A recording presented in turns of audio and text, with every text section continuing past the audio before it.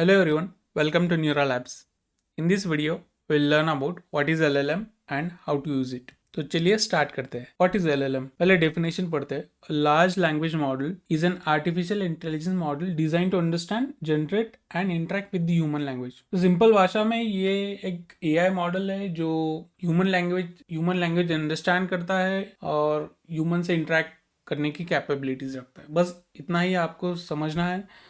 आपको काफ़ी डीप में अगर अंडरस्टैंड करना है तो काफ़ी सारे वीडियोस है how LLM work internally, but I will not go into that because we will mostly focus on the coding part of it. तो समझते हैं इसके मेन फीचर्स क्या है. Large refer to billions even trillions of parameter. तो ये क्या है, बिलियंस ट्रिलियंस पैरामीटर क्या है? तो ये जो मॉडल्स है ये वर्ड्स पे ट्रेन किए गए.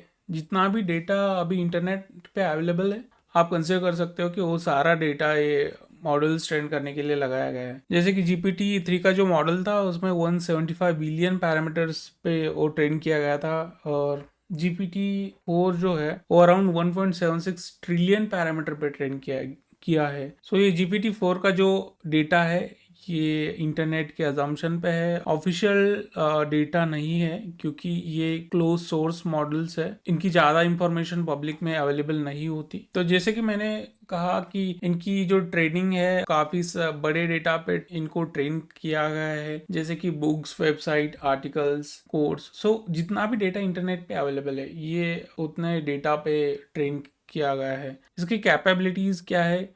ये टेक्स्ट जनरेशन कर सकता है, समराइजेशन कर सकता है, ट्रांसलेशन भी कर सकते हैं आप किसी भी लैंग्वेज में.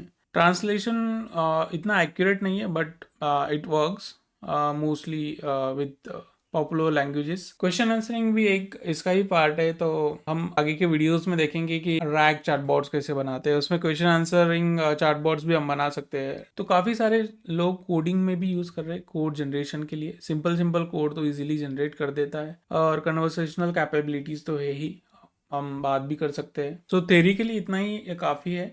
थ्योरी में हम ज़्यादा नहीं जाएंगे, हम मोस्टली प्रैक्टिकल पे ही जाएंगे. तो चलिए हम एक सिंपल सा यूज केस देखते हैं कि ओपन AI की APIs यूज करके हम LLM से कैसे चार्ट कर सकते हैं. एक डायरेक्टरी बना लो जहाँ पे हम अपना कोड हम रख सकते हैं. मैं यहाँ पे एक डायरेक्टरी बना रहा हूँ. आपके सिस्टम में VS कोड इंस्टॉल नहीं होगा तो VS कोड आप इंस्टॉल कर सकते हैं because I am using VS code for this tutorial and Python will be our first language because Python ही सब जगह पे यूज़ हो रही है तो हम भी पाइथन ही यूज़ करेंगे. कुछ ऐसा डिफिकल्ट हम कॉम्प्लेक्स कोड नहीं लिखेंगे, हम सिंपल पाइथन स्निपेट ही यूज़ करेंगे mostly. And also we are going to use Jupyter notebook so we can execute simple code blocks. तो ये आपको समझने में आसानी होगी. तो चलिए सबसे पहले हम टर्मिनल ओपन कर लेते हैं. आप यहाँ से भी टर्मिनल ओपन कर सकते हो और कंट्रोल+T दबा के भी टर्मिनल ओपन कर सकते हो. तो सबसे पहले पाइथन के लिए हम वर्चुअल इन्वायरमेंट बना लेंगे. वर्चुअल इन्वायरमेंट से ये होगा कि हम जो भी इंस्टॉल कर रहे हैं वो एक स्पेसिफिक कंटेनर में रहेगा, वो पूरे सिस्टम पे नहीं इंस्टॉल होगा. वर्चुअल इन्वायरमेंट बनाने के लिए आप एक कमांड यूज कर सकते हैं, python-yum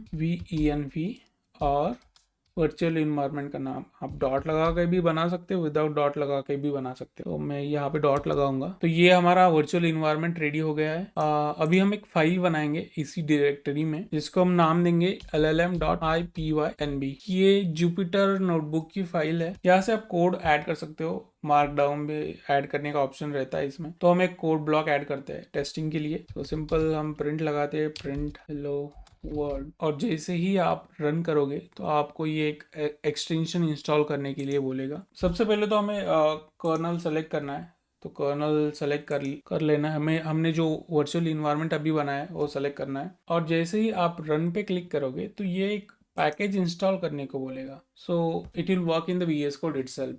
तो यहाँ पे ये पैकेज इंस्टॉल हो चुका है. You can see it has printed hello world. So हमारा जुपिटर नोटबुक रेडी है. तो हम अभी ये निकाल देते हैं. तो जो भी हम यहाँ पे सीखेंगे वो सारा डॉक्यूमेंटेशन फॉलो करके ही सीखेंगे. So you can understand, you can grow yourself as well. तो ऐसा नहीं है कि मैं कहीं से कोड स्निपेट उठाऊंगा और यहाँ पे कॉपी पेस्ट करूंगा, तो वैसे बिल्कुल भी नहीं करेंगे। सबसे पहले और एक काम हमारा रह गया यहाँ पे, तो एक .env फाइल बना लेते हैं जहाँ पे हम हमारे OpenAI के क्रेडेंशियल रखेंगे। टेस्टिंग के लिए आप डायरेक्टली भी डाल सकते। तो सबसे पहले हम हाउ टू यूज जेमिनाई देंगे। जेमिनाई यूज करने के लिए हमें जेमिनाई की साइट पे जाना होगा। You can search for Gemini API, Gemini API, और ये आपको ये लिंक सेलेक्ट करनी है AI स्टूडियो वाली। यहाँ पे डॉक्यूमेंटेशन पे क्लिक करना है। यहाँ पे हमने पाइथन सेलेक्ट किया है, आप कोई भी लैंग्वेज सेलेक्ट कर सकते हो वैसे। तो सबसे पहले हमें ये पैकेज इंस्टॉल करना है, तो क्विक स्टार्ट में जाएंगे। मैं ये पैकेज इंस्टॉल कर लेता हूँ।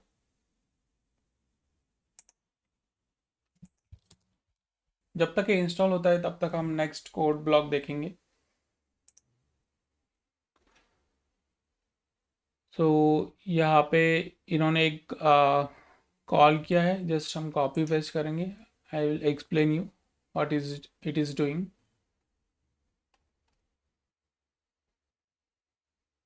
न्यू कोड ब्लॉक बनाने के लिए यहाँ पे जिस आपको इसको कोड ब्लॉक के नीचे होवर करना है, तो यहाँ पे कोड का ऑप्शन आएगा। तो आप कोड ब्लॉक ऊपर भी डाल सकते हो और नीचे भी। तो ये जो हमने पैकेज अभी इंस्टॉल किया है, ये यहाँ गूगल से ये जेनीआई को इंपोर्ट करेगा। यहाँ पे हमें API की डालनी है। तो गूगल की API की, जेमिनाई की API की हम फ्री ऑफ कॉस्ट यूज़ कर सकते हैं कुछ लिमिट्स तक।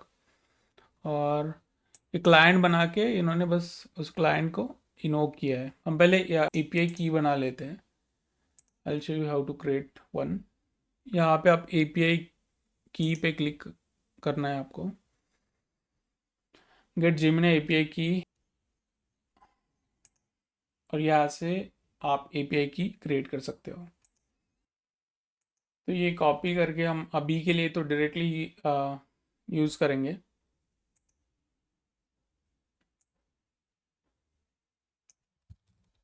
और एक कोड ब्लॉक एग्जीक्यूट करेंगे। So you will learn how to use Gemini. Now in a similar way we will learn about how to use OpenAI. तो उसके लिए आपको गूगल पे जाके सर्च करना है OpenAI API documentation, sorry OpenAI API documentation Python. Click on the first link, click on the docs। यहाँ पे आपको क्विक स्टार्ट मिल जाएगा। So copy this code block and paste it here.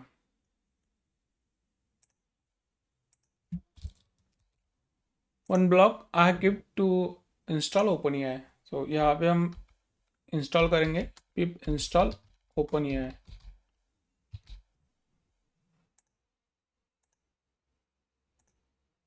Installation is done. You can clear this message from here. Just click on the clear cell output, so it will be clean.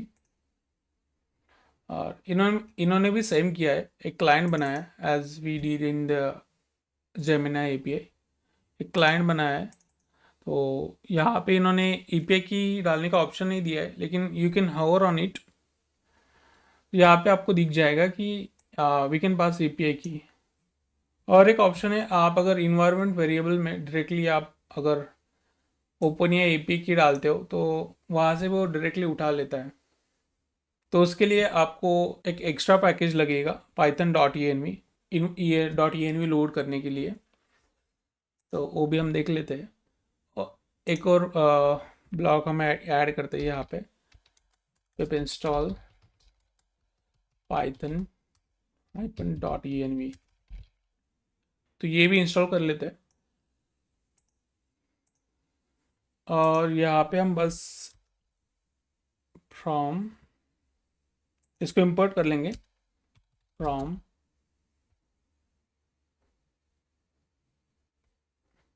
.env import load.env। तो हमें ये load करनी है starting में use करने से पहले। सो environment variable load हो जाएंगे और इन्वायरमेंट वेरिएबल से ये OpenAI की सर्च करेगा। हमें सेम नेम से ये इन्वायरमेंट वेरिएबल में डालनी होगी। सो तभी ये चलेगा। यहाँ पे हम डाल लेते हमने की बनाई नहीं तो हम एक की बना लेते हैं, ओपन ए आई की के लिए आपको सर्च करना है ओपन ए आई की, ओपन ए आई API की। तो ये डायरेक्टली आपको वहाँ पे लेके जाएगा। आप गूगल से आप साइन इन कर सकते हो। तो ये पेड है, आपको एटलीस्ट $5 इन्वेस्ट करने होंगे ये अगर यूज़ करना है तो। मैंने एक की ऑलरेडी जनरेट करके रखी है, वो मैं जस्ट कॉपी करता हूँ यहाँ पे और यहाँ पे मैं पेस्ट कर देता हूँ की। तो यहाँ पे हमें की पास करने की ज़रूरत नहीं है, ये ऑटोमेटिकली इन्वायरमेंट वेरिएबल से उठा लेगा। So just run it and that's it. It is working. So you have learned how to use Gemini API and how to use OpenAI's GPT API. So this was very basic, but मुझे लगा कि काफ़ी basic से start करते हैं, आगे हम काफ़ी एडवांस टॉपिक्स पे भी जाएंगे। कुछ लोगों को बेसिक पता नहीं होती, इसलिए मैंने ये वीडियो बनाया। That's all for this video. मिलते हैं अगले वीडियो में, तब तक keep learning and keep growing.